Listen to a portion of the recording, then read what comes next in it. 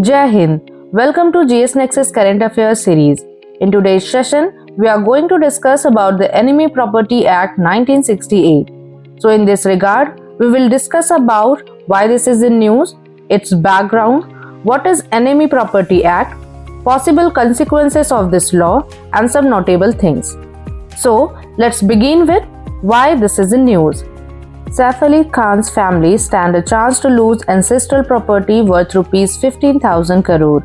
In 2014, the Custodian of Enemy Property Department declared the Patauti family's property in Bhopal as enemy property.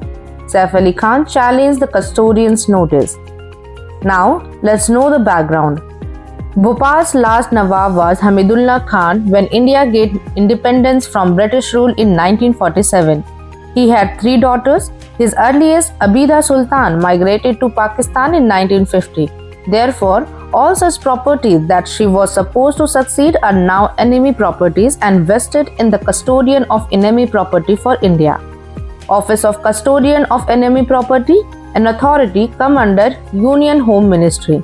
The headquarters of Custodian of Enemy Property for India is located at New Delhi. Now let's know about what is Enemy Property Act.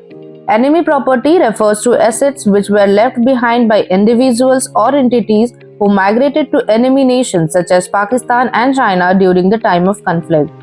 Following the wars with Pakistan in 1965 and 1971 and the Sino-Indian War in 1962, India assumed control over the properties of those who choose to adopt the nationality of these countries.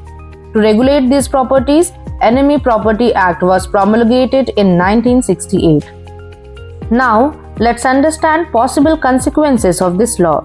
The current situation is such that the Act does not allow the heirs or relatives of enemy state nations living in India to inherit properties, even after they have passed away.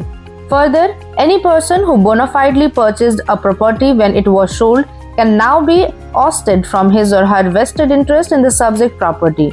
This provision should be analyzed with the Defence of India Act. The Defence of India Act 1962 defines rules that Indian government can take over properties and companies of individuals who took Pakistani nationality. Next is some notable thing. Enemy property is not to be confused with Benami property.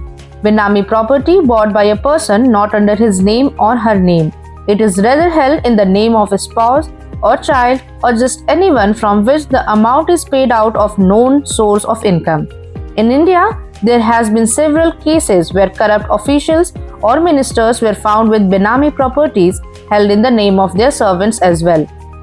Important legislation for Benami transaction in India are the Benami Transaction Prohibition Act 1988 and Benami Transaction Prohibition Amendment Act 2016 are the legislative enactment that prohibits Benami transactions in India.